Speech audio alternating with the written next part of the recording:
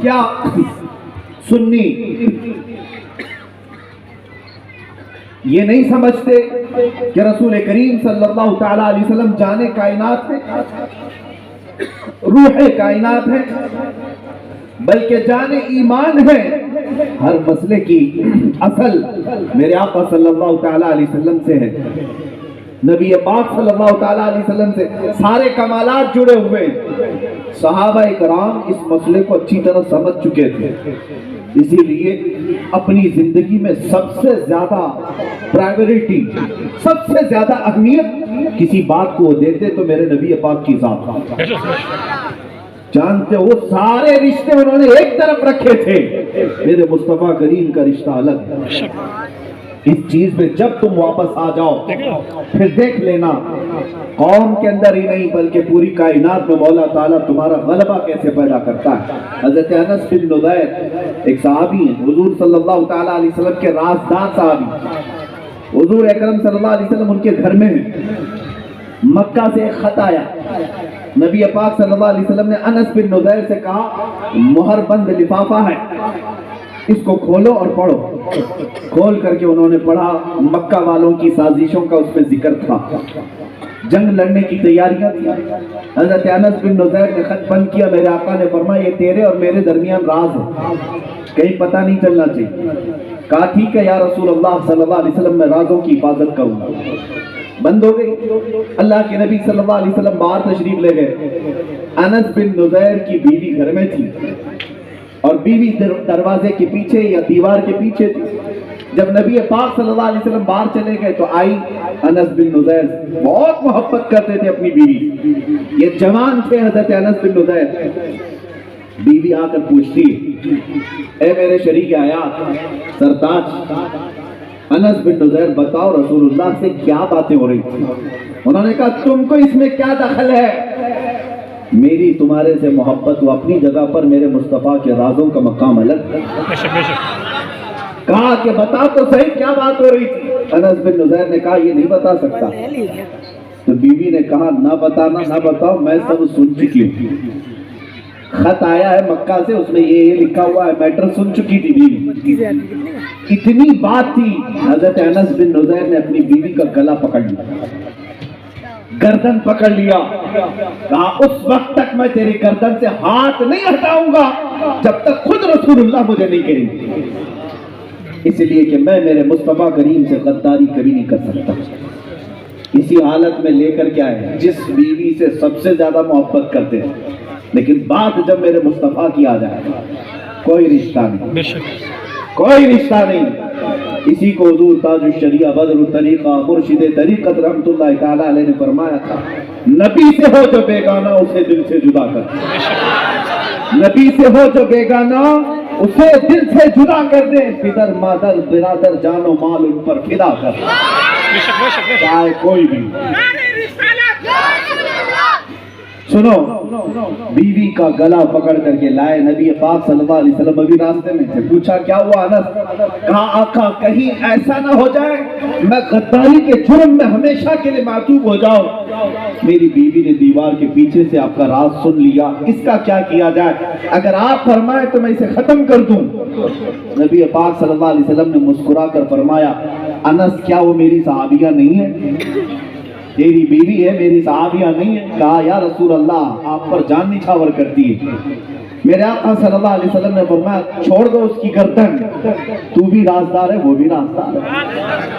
نبی پاک صلی اللہ تعالیٰ علیہ وسلم نے جب فرمایا انہوں نے ہاتھ ہٹایا، پھر فرمایا تو میرے لیے سرتاج ہے، میرے لیے شریک حیات ہے، لائف پارٹنر ہے، سب اپنی جگہ پر۔ جب میرے مصطفیٰ کی بات آئے تو پھر میرے سامنے کوئی رشتہ نہیں۔ یہ صحابہ کرام سمجھ گئے، صحابہ چلو بیوی کی محبت اپنی جگہ پر، بیوی تو آئی نکاح کے بعد نا، شادی کے بعد آئی اور رشتے بنے، لیکن ماں کا جو بیٹے سے رشتہ ہوتا ہے وہ تو جسم سے تعلق رکھتا ہے۔ ارے ماں کا ایک ٹکڑا ہے وہ، 9 ماہ اپنے پیٹ میں رکھتی ہے ماں، پھر پیدا ہونے کے بعد اپنے سینے سے اس کو دودھ پلاتی ہے، خون جو ہے دودھ میں بدل جاتا ہے اور اس کو دودھ پلاتی رہتی ہے۔ جانتے ہو ماں کے لیے بیٹے کی کیا حیثیت ہوتی ہے؟ ہر ماں جانتی ہے۔ ایک اکلوتا کھو جائے کسی کا، اس ماں کی کیفیت دیکھ لینا، گلی گلی گھومتی رہے گی، بیٹے کو دیکھا ہے میرے کوئی دیکھا ہے، پریشان حال ہو جاتی۔ ماں کا جو بیٹے سے تعلق ہے وہ دنیا میں بہت عظیم ہے، لیکن مدینے میں ہم نے دیکھا، مدینہ طیبہ میں جنگ احد ہو گئی۔ یہ سخت جنگ تھی، بہت سخت جنگ تھی، جس میں کفار و مشرکین غالب آ گئے۔ بعد میں 70 صحابہ اکرام کی شہادت ہوئی اس جنگ احد میں۔ اسی جنگ میں حضرت امیر حمزہ کا سینہ چاک کر کے کلیجہ نکال کر چبایا گیا تھا۔ اسی جنگ میں حضرت عبداللہ بن جحش کے 80 ٹکڑے کیے گئے تھے۔ اسی جنگ میں حضرت انس بن نذیر کو پورے جسم کے ساتھ رون دیا گیا تھا، سوائے ان کی انگلی کے کچھ نہیں ملا۔ یہ جنگ احد بہت سخت جنگ تھی۔ اس جنگ کے ختم ہونے کے وقت، شام کا وقت ہے، مدینہ طیبہ میں گلیوں سے دوڑتی ہوئی ایک عورت احد کی طرف جا رہی ہے، میدان احد کی طرف۔ اس خاتون سے کسی نے پوچھا کہاں بھاگی جا رہی ہے؟ لوگوں نے کہا کہاں جا رہی ہے؟ خاتون نے کہا کہ میرا اکلوتا بیٹا جنگ میں شریک ہوا تھا، سنا ہے اس کی شہادت ہوئی، سنا ہے اس کا انتقال ہو گیا ہے، میں دیکھنے جا رہی ہوں۔ اکلوتا بیٹا جنگ میں گیا ہے، ماں کا کلیجہ پھٹ جانا چاہیے، ماتم کر رہی ہو، نہیں ایسا نہیں۔ دوڑتی ہوئی گئی تو میدان احد میں، لیکن کہاں گئی؟ سب سے پہلے میرے مصطفیٰ کی بارگاہ میں، نبی کریم صلی اللہ تعالیٰ علیہ وسلم کے پاس آئی۔ وہ خاتون کہتی ہے یا رسول اللہ صلی اللہ علیہ وسلم، مجھے خبر ملی ہے کہ میرا لال شہید ہو گیا، میرا جوان بیٹا شہید ہو گیا، اگر آپ اجازت دیں تو میں اس کی لاش دیکھوں، اگر آپ اجازت دیں تو میں اس کی لاش کو دیکھوں۔ اپنے بیٹے کی لاش دیکھنے کے لیے بھی اتنی فرصت ماں کے پاس ہے کہ پہلے میرے مصطفیٰ کے پاس آئے۔ نبی پاک صلی اللہ علیہ وسلم نے فرمایا تو اپنے بیٹے کو دیکھ سکتی ہے۔ یہ خاتون آئی، سنو مجھے یہ حیرت میں ڈال دیتی ہے چیز۔ ایک ماں جس کا بیٹا شہید ہو گیا، وہ انتقال کر گیا، وہ جوان بیٹا 25 سے 27 سال کی عمر کا، میدان میں ڈھونڈتی ہوئی لاشوں میں اپنے بیٹے کو دیکھتی ہے۔ اس کا بیٹا، اس خاتون کا بیٹا خون میں لت پت ہے۔ آتے ہی کیا چیخ مار دیا، دھاڑے مار مار کر کے رونے لگی، بال کھول کر کے نہیں۔ آتے ہی اس بچے کے جسم سے، اپنے بیٹے کے جسم سے جبہ ہٹایا اور اس کو پلٹ دیا، پیٹھ پر ہاتھ پھیرنے لگی، اور اس کے بعد پھر اس کو سیدھا لٹا دیا اور سجدے میں گر دی۔ سجدے سے اٹھ کر کے کہتی ہے مولا تیرا شکر ہے تو نے میرے لال کو اپنے نبی کی خدمت میں قبول کیا۔ ماں کا کلیجہ، ماں کا کلیجہ معمولی بات نہیں، پریکٹیکلی جب کسی کے گھر میں آ جائے تو پتہ چلے۔ میں ابھی بیوی کی بات کر رہا تھا کہ صحابہ ہر رشتے کو میرے مصطفیٰ کے بعد سمجھتے ہیں۔ اب اس بیٹے کی لاش کے ساتھ اس ماں نے جو کیا، پلٹا، جبہ ہٹایا، پیٹھ پہ ہاتھ پھیرا۔ کسی صحابی نے پوچھا خاتون یہ کیا کر رہی ہے اپنے جوان بیٹے کی لاش کے ساتھ؟ سنو مدینے کی وہ ماں کہتی ہے خاتون کہ اے نوجوانوں تم پوچھ رہے ہو کیا کر رہی؟ سن میں ایک ماں ہوں، میرا شوہر نہیں، میرا کوئی نہیں۔ جب آج مدینے کی ہر ماں اپنے بیٹے کو بھیج رہی تھی، کچھ شوہروں کو کچھ بھائیوں کو، میرے گھر میں اس کے علاوہ کوئی نہیں تھا، میں نے اس کو سجا سوار کر میرے مصطفیٰ کریم صلی اللہ علیہ وسلم کے ہمراہ بھیجا۔ لیکن جانتے ہو جب یہ جا رہا تھا تو چوکھٹ پر کھڑی ہو کر میں نے اس کو ایک نصیحت کی تھی، ایک وصیت کی تھی۔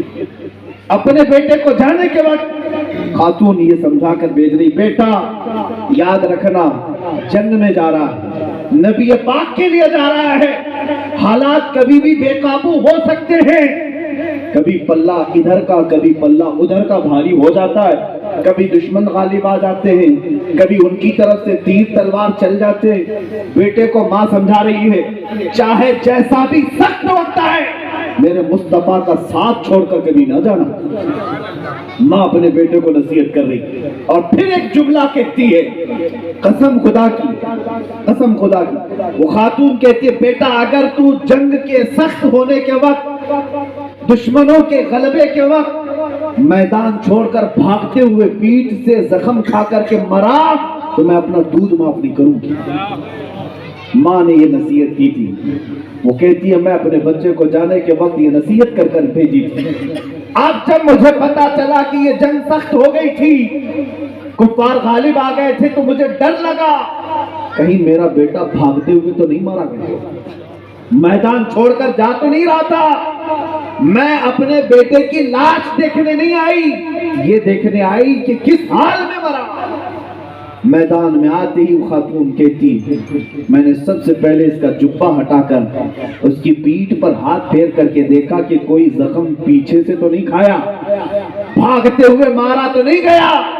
وہ خاتون کہتی ہے پھر میں سجدے میں اس لیے گری کہ میرے جوان لال کے پیٹھ پر ایک بھی زخم نہیں، جتنے زخم کھایا ہے سب سینے پر کھا کر شہید۔ ماں کو اس بات پر بھی فخر ہے کہ میرا لال اگر شہید ہوا ہے تو بھاگتے ہوئے نہیں، میرے مصطفیٰ کی عزت پر پہرا دیتے ہر زخم اپنے سینے پر لے کر گیا۔ وہ مائیں کہاں ہیں، وہ خواتین کہاں ہیں؟ میرے عزیزوں، بیوی کو چھوڑ دیا ایک الگ مسئلہ تھا، لیکن کوئی ماں اپنے لال کو، اپنے کلیجے کو میرے مصطفیٰ کے لیے پیش کرے، یہ صرف مدینے کی خواتین کر سکتی۔